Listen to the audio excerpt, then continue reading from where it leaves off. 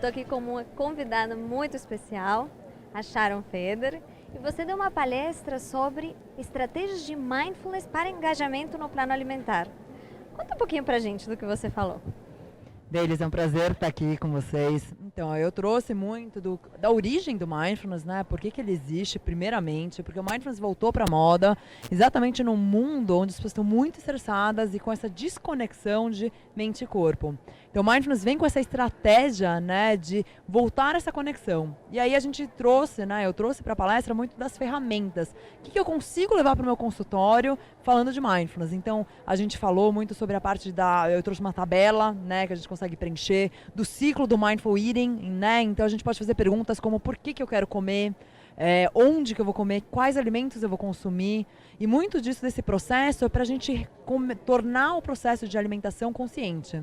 Porque a gente muitas vezes come por impulso, né? E tem uma grande diferença, isso eu abordei muito na palestra, da fome física com a fome emocional. Então a gente precisa diferenciar isso para então ter uma alimentação saudável. É fantástico. Realmente, olha, eu sou mega suspeita porque é a minha área também, eu sou super apaixonada por mindfulness.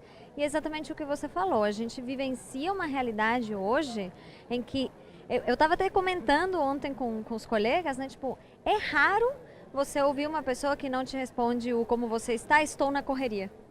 É tipo assim, como você está, tô tranquilo, tá tudo bem? É mais raro isso hoje, né? Então, realmente essa alta do mindfulness, eu acho que ela é muito importante neste momento. E aí, essa relação do mindfulness, então, com a alimentação, e o que você comentou, puxando o gancho da questão de você diferenciar a fome física, né? Como você faz isso? Então, tem uma diferença, né? Primeiro a gente identificar se a gente realmente tem sintomas físicos. Quando a gente sente o nosso estômago, né, falar com a gente está com fome física.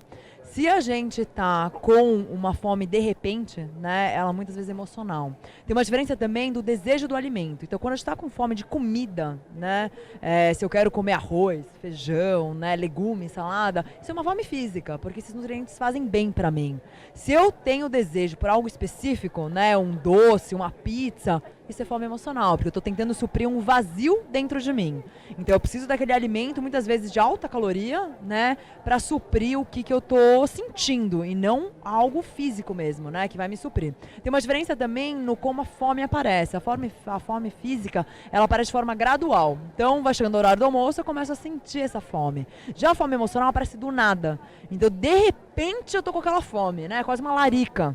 Então a gente sente isso, né? Então quando a pessoa está muito angustiada, está muito estressada, né? Ela está triste, então ela acaba usando o alimento, né, como uma forma de suprir essa angústia, né? Essa tensão emocional, e o alimento supre esse sentimento. Fantástico. Sharon, e assim, só da gente saber isso, acho que só do paciente entrar em contato com essa informação, isso já faz muita diferença, né?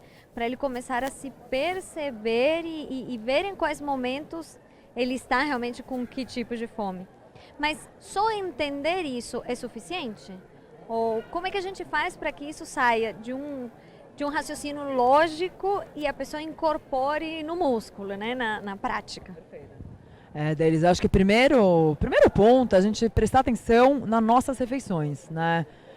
A gente tem que promover que o paciente coma com atenção mesmo. Uma das melhores formas de fazer isso é primeiro se desconectar do celular. Quando a gente fala de comer, não é para comer com o celular na cara, porque isso desconecta totalmente, né, a meu processo de comer com o que eu estou comendo de verdade. Então, primeiro é se desconectar, isso na prática mesmo, você não vai levar o celular para a mesa. Né, esse é o primeiro ponto. Segundo é você ter refeições de prazer. Então eu falei disso na palestra muito, de você ter, por exemplo, o prazer de cozinhar.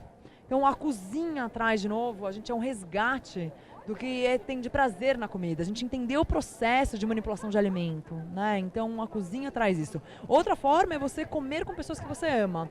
E compartilhar refeições também traz o mindfulness, né, para alimentação, o mindful eating. Porque na refeição compartilhada a gente presta atenção, a gente dá risada, né, a gente saboreia aquela comida com mais intensidade do que quando a gente está comendo sozinho. Às vezes quando a pessoa está comendo sozinha, ela até tem vergonha, né? Você vê nos restaurantes, as pessoas se escondem. E, gente, e daí que você está comendo sozinho? Aproveita aquele momento, é seu, né? E as pessoas têm vergonha de comer sozinha. Então, assim, você realmente, às vezes, comer com alguém, principalmente alguém que você gosta, ajuda muito essa reconexão. Então, se são dicas práticas para a pessoa começar a praticar, né? Tirar a tecnologia, comer como você ama e cozinhar. O cozinhar realmente te traz de volta para a terra, né? Ai, perfeito. É música para os meus ouvidos. E só que assim, é uma coisa que na realidade atual, né, é um desafio. É um desafio as pessoas se incorporarem isso, porque até o que você falou na questão do celular, a gente não leva o celular só para a mesa, a gente vive colado no celular, né? Até no banheiro, né, deles. As pessoas não saem do celular, isso é doentio, né?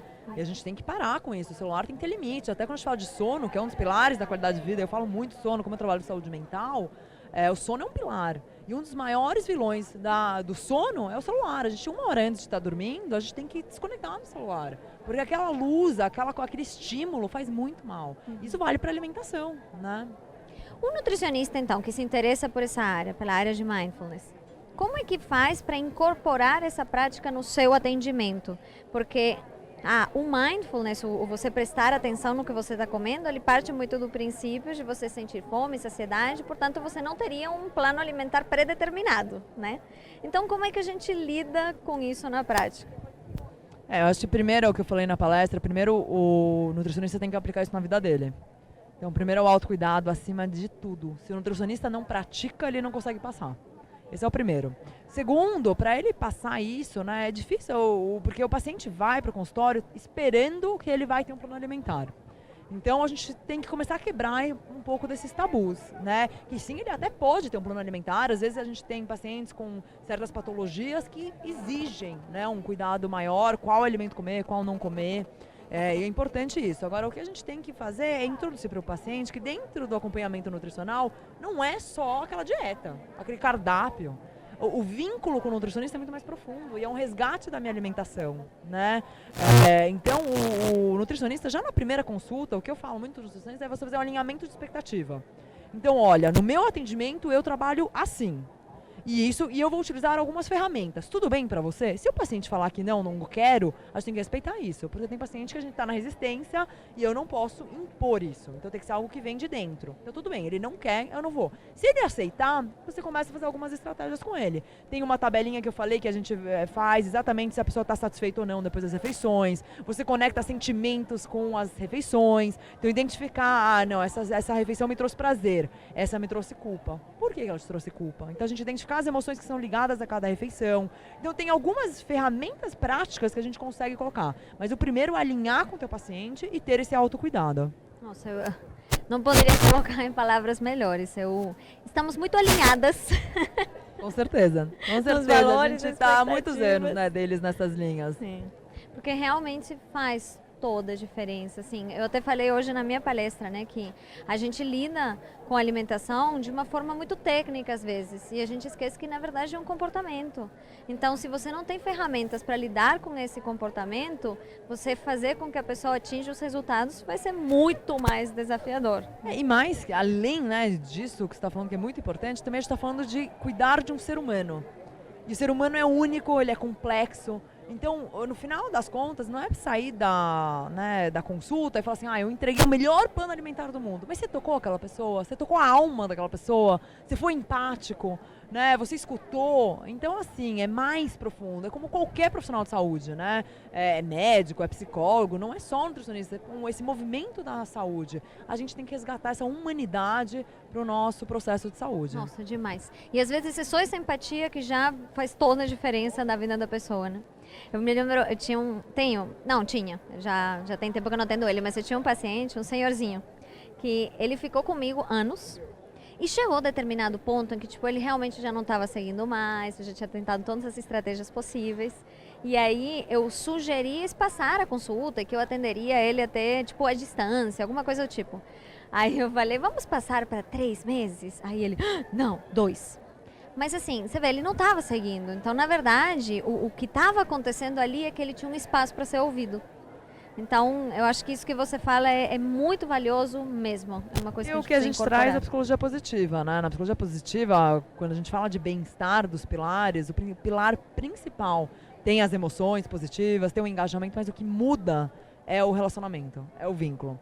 Então, hoje os estudos comprovam isso, a gente vê isso na vida real, não precisa ter estudo, mas os estudos comprovam que o que transforma vidas é o vínculo. Então, se eu não tenho um vínculo positivo, empático, construtivo, isso não vai dar certo. Agora, se eu tiver tudo isso, não preciso ter nenhuma outra ferramenta, que isso já vai transformar a alimentação e a saúde do meu paciente. Nossa, realmente estamos muito alinhados, porque eu mostrei estudos desses na minha palestra. Sharon, uma dúvida a mais que eu acho que o nutricionista pode se deparar. Porque, do jeito que você falou, o paciente vem esperando uma dieta, né? E mais, ele vem geralmente com aquele objetivo principal que é procurar no consultório de nutrição, que é eu quero emagrecer, eu quero perder peso. E muitas das vezes o trabalho de mindfulness não necessariamente vai trazer esse resultado. Como é que a gente pode lidar com isso também na prática clínica? Eu trouxe até na palestra que tem estudos que mostram que a longo prazo, praticando Mindful Eating, você tem a perda de peso. Mas não é na velocidade que as pessoas querem. Então, as pessoas vêm muitas vezes querendo que perder 10 quilos em 3 dias. Né? Isso é surreal. Então, a gente primeiro tem que explicar que o processo de perda de peso, ele não é algo imediato. E ele tem que ser para a vida. A gente está falando de longevidade. Né? Então, a qualidade de vida tem que vir com o tempo. Mas se o paciente está com aquela pressa, eu tenho um casamento mês que vem, que é o que aparece, né, direto, eu imagino, e até na consulta de psicologia a pessoa está com aquela ansiedade daquele casamento que quer caber no vestido. Então o que a gente faz? A gente tem que ter a dieta, a gente tem que ter, mas a dieta não é para ser uma dieta, ela tem que ser um plano alimentar para a vida. Então, ela tem que ter alimentos que ela gosta, ela tem que saber saborear os alimentos, ela tem que experimentar coisas novas, tem que ter essa abertura para explorar o campo da alimentação. Então, quando a gente fala, né, para o nosso paciente, olha, você vai perder o peso que você quer? Você vai. Você tem que ter disciplina, você tem que se cuidar, você tem que ter planejamento, ter metas realistas, a gente alinha tudo isso. Se ainda assim ele realmente quer a dieta, a gente vai dar aquela dieta, mas a gente tem que ter um acompanhamento mais próximo. Porque não adianta dar dieta e ele aparecer um ano depois. Não vai adiantar nada. Então, a proposta tem que mudar. Desde o começo tem que ter esse acompanhamento mais perto. É mensal, é quinzenal e depois a gente espaça melhor, mas a frequência tem que ser maior do que simplesmente uma vez por ano. Nossa, eu concordo totalmente. E aí a gente até volta para esse ponto do vínculo, né? Porque o vínculo vai permitir que você explique para o paciente a questão de que é um tratamento e que se ele ganhou esse peso em 15 anos, ele não vai perder em 15 dias.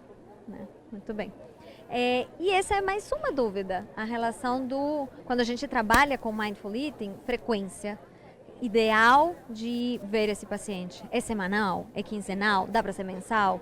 Como é que a gente lida com isso? Eu conheço muitos nutricionistas, né, que fazem o nosso curso e acabam aplicando isso na rotina mesmo. A gente vê que as pessoas, pela correria, lógico, o ideal seria quinzenal. Porque as pessoas, semanal às vezes fica muito maçante, a pessoa não tem aquele tempo e vira algo muito imposto. Aí eu acho que hoje a gente vê muito na prática, qualquer acompanhamento, quinzenal é o ideal. Se não é possível, então nos primeiros 6 meses ele faz pelo menos mensal.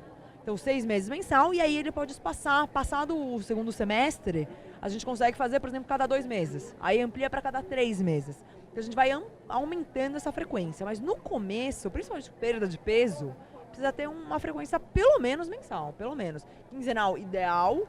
E aí o que eu acho que o nutricionista na parte de empreendedor, né, de ter essa visão empreendedora, ele pode ter pacotes, ele pode mudar o preço dele, ele pode incluir até algumas mensagens entre sessões para ele fazer alguma orientação. Então a gente olha também que o nutricionista também é um empreendedor, né? Então ele também tem que às vezes mudar como ele funciona. Eu não vou cobrar só consulta. Talvez se eu aumentar um pouquinho uma consulta, mas diminuir, por exemplo, se ele vier todo mês eu faço um pacote, eu dou desconto.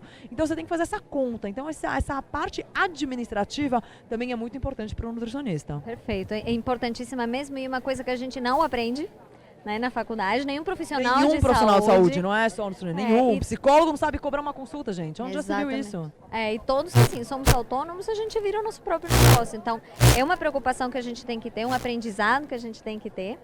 Inclusive, um pouquinho mais tarde vai ter uma entrevista com a Luísa Wolpe, porque fizeram aqui uma proposta de clínica justamente para a gente abordar esse lado de empreendedorismo. Então, a gente vai conversar sobre isso.